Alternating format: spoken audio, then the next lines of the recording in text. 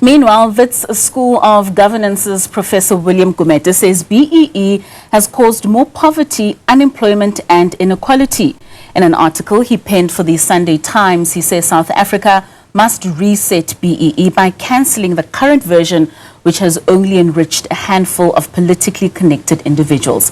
Gumede is with us for more, and also joining us in this conversation is Public Interest SA Chairperson Tebogo Kas and Rise Mzansi's Caucus Whip Makashule Gana. Gentlemen, thank you so much for your time, and you at home, you certainly can share your comments with us by sending a WhatsApp to 072-110-5584, or you can give us a call on 010-594-6010. Once again, a very good evening to all of you, gentlemen.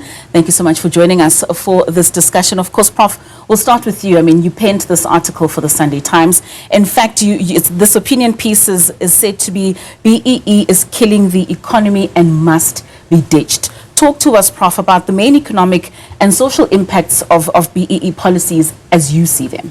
No, thank you for having me. I'm very happy to talk to you. I think that's the first thing just to say to you. In 2009, I was asked by government to do a report, an assessment of BEE. So 2009. Right. So in 2009, it was very, very clear that BEE only benefits a very, very small people, politically connected, linked to the ANC, linked to the trade unions, and so on.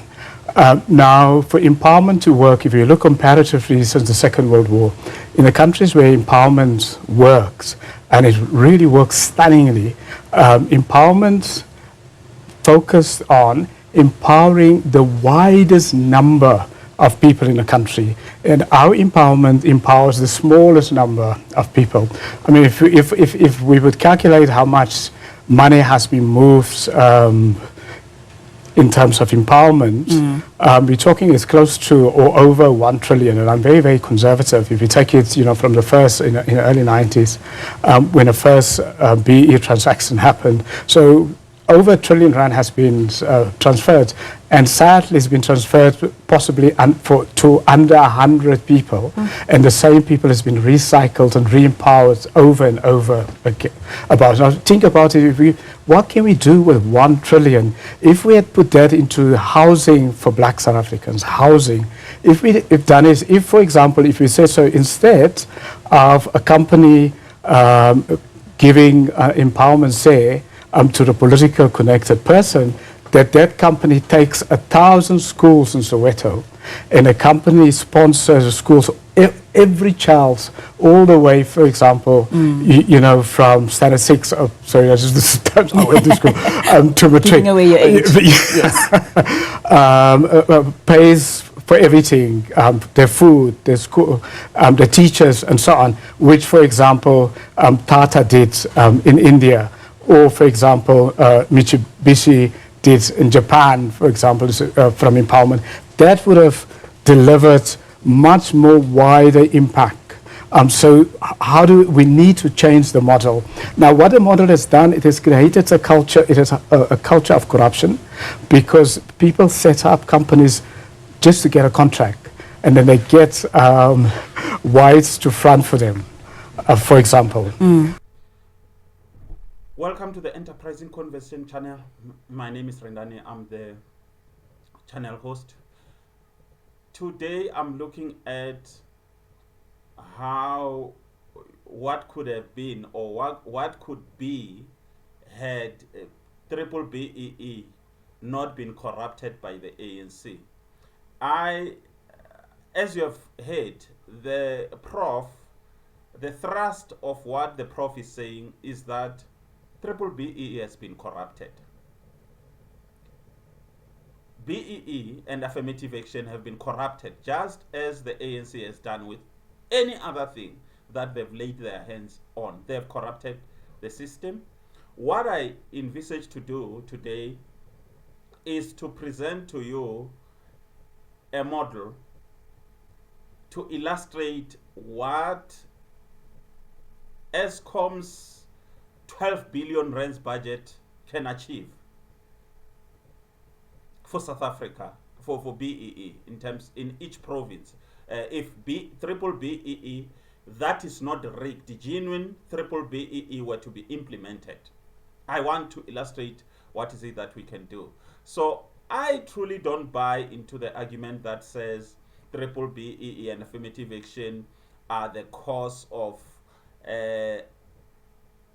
economic stagnation, costing the economy. What is costing the economy and society is the thuggery of the ANC.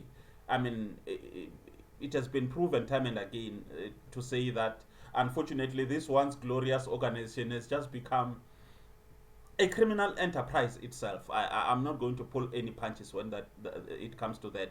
That's what the ANC has proved time and again, and this is beyond their control. They can no longer do anything about it. Corruption and mismanagement has become a monster with a life of its own that the ANC can no longer put the brakes on. My argument is that what people are condemning and calling for its abolition, triple BEE, is not triple BEE, it's corruption. For example, if you have got a very nice car, sports car, and you lend it over to your child, you give it to your child to drive around, and your child begins to show off. They abuse the car, they drive it in an improper way. Are you going to say because your child has abused the car, you're going to dispose of it, you're going to throw it away? No, you're going to take the car and use it properly. That's what we need to do with triple BEE. And I want to argue that triple BEE and the transformation, economic transformation that we need in South Africa does not necessarily have to be exclusive. It doesn't have to exclude whites. The Prof is talking about building houses. He's talking about building infrastructure. We're talking about building businesses. Are we saying we don't need the skills of white people in this process? I beg to differ. I want to argue that BEE providing services and empowering underserved areas could become the basis of nation building by making sure that we work together with whites, well-meaning whites compatriots to build the country, not to exclude them. Because at the end of the day, it's in the interest of one, or of everyone in South Africa, black and white, to make sure those informal settlements are given the kind of rural areas and townships included. People in those areas are given the kind of comfort that apartheid has given to white South Africans. We need to be mature about this whole thing. The ANC would like triple BE to remain as divisive as possible because it's only the elite connected to the ANC that is benefiting from triple BEE. So my understanding of how we can recalibrate triple BEE is an approach that can become inclusive. It can contribute to nation building, but still making sure that those who were left behind during the period of apartheid are brought to a level where they can feel that they've got a future in the dividend of democracy. That is my whole argument. So I'm going to illustrate using PowerPoint, a model that will show you, that will illustrate how, for example, the 12 billion rands budget from of Eskom could have been used, or can still be used to create broad-based economic empowerment for deserving SMMEs in black townships, and thereby make sure that those areas are a catalyst for economic growth. My model is proposing that Eskom can create millionaires, not in a way that is perverted, not in a way that is corrupted, but in a well-structured, transparent way. That is what I'm going to present to you today in defense of triple BEE. This is the model that I propose for Eskom to create strong SMMEs, thousands of millionaires, leveraging their 12 billion rands per annum budget or so. My contention is that if there's political will to implement what the likes of Professor Gumede is saying, what many people have been saying, that enlarge the tent of people who must become part of BBBEE.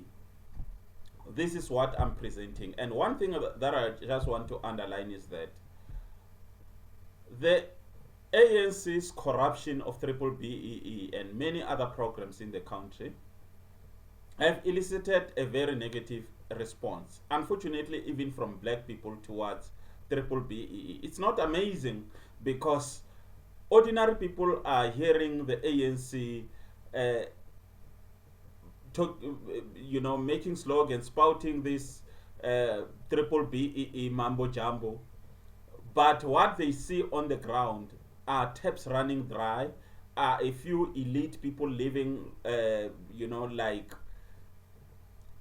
royalty. They are ordinary people's lives are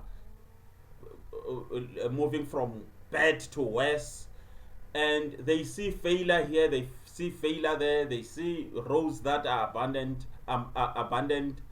So BBBEE has alienated a lot of people, even those that it can benefit.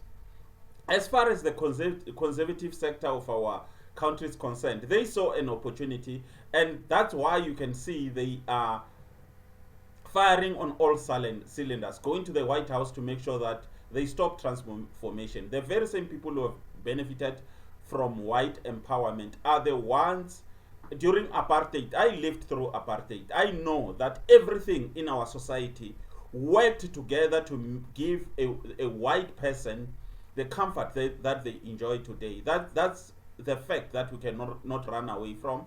I believe that we cannot blacks alone cannot build this country. Similarly, I believe whites cannot build this country alone without black people. We are stronger together. At the same time, I'm not captured. I'm not those podcasters who talk about the bad things that black people do. I will never fall into that. I'm not captured. I'm not in this for likes. I'm not in this for subscription at all costs. I am going to call it. I'm doing this from the heart because I believe in this country and I believe in fighting for my country. So I'm not going to mince my word. I'm going to call it out.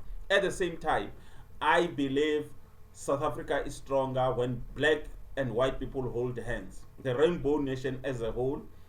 You look at the Springbok, you look at the Proteas. We are a highly gifted nation. All we need to do is to reject the temptation for Satan to pit us against each other. Join hands as black and white, but be honest at the same time. I'm not going to lie and say, oh no, apartheid, every white person got what they have because they worked hard. My father, my grandmother, my mother worked very hard, actually. But there was a system that made sure that their hard work never paid off. So I'm not going to buy those kind of things, and I'm not going to mince my words. So here is my model. I propose that an enterprise supply development program from Eskom can create millionaires across the country. Here is the model. Every province must appoint a supplier. Eskom can appoint actually a supplier development management entity in each province with the following brief. Number one, recruitment. Recruit 1,000 SMMEs across the 9 provinces, and giving emphasis to the disabled, youth, the designated groups, youth, women, and the likes, and recruit those people to become part of the supply development program. And those people don't need to be tenderpreneurs. These should be existing people who are already involved in one way or the other, preferably energy kind of business, related business, but people who have proven that they are entrepreneurs at heart, not chance takers.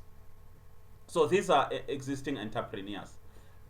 Number two, the brief of the supplier development management entity in each province would be mentorship and training.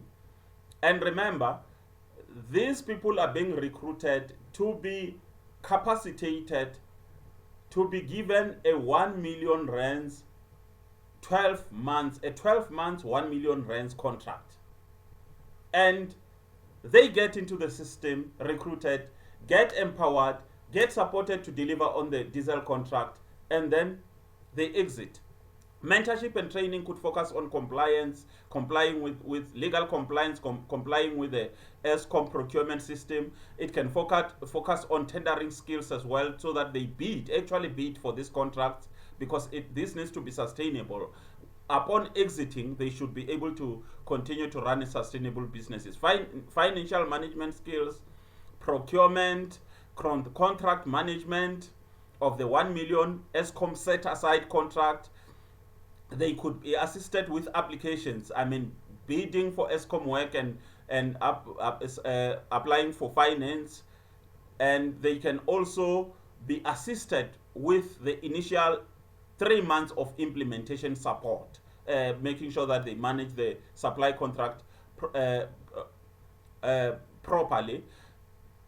This entity can also have strategic partnerships, technology partners who will assist with the necessary technology that is involved. Remember, because this is a 12-month contract, they need not buy any equipment. They can lease the equipment instead of buying it. Other partners, the development finance institution like your National Empowerment Fund can come into the picture. Actually, it's now CEDA and National Empowerment Fund, they're under one roof. They can develop an exit strategy to make sure that when these people exit the program, they are not dumped, but they are handed over to other institutions for advanced support as they become independent. They can have go into partnership with technical experts to make sure that the equipment that is to be used and technology, they are capacitated to be able to use that technology. And the last part has got to do with implementation of the exit strategy for the 1,000 graduate. This has got to do with the handing over of SMMEs, 1,000 SMMEs per province. Remember, I'm talking about 9,000 at a go, but in each 1,000 in each province, handover of 1,000 SMMEs to linkage partners for continuous high-level support as they move towards complete independence after they've exited the program. And then they graduate. They graduate. Once they graduate, no longer turning back. You are not there's no going to be double dipping. The cycle must now continue, and new beneficiaries must be recruited. That is the model that I'm proposing. My conclusion is that this Eskom case study proves that it is possible to implement genuine broad-based economic empowerment if political will is there. Eskom's 12 billion represents both our past failures and future potential. By reimagining how to use Eskom's BBBEE, we can move past our shameful history in terms of BBBEE that was a past defined by greed and self-enrichment. Conservative critics know that BBBEE can work because they did benefit from it under apartheid. It is wrong to condemn a system simply because it has been abused. Think back to 2008, the electrification program, the creation of the black middle class. Before even this BBBEE with its own shortcomings became too corrupted, economic growth was high because there were direct interventionist measures to empower underserviced areas. That is my 2 cents worth take on this. Please comment, subscribe, like, and share. Thank you.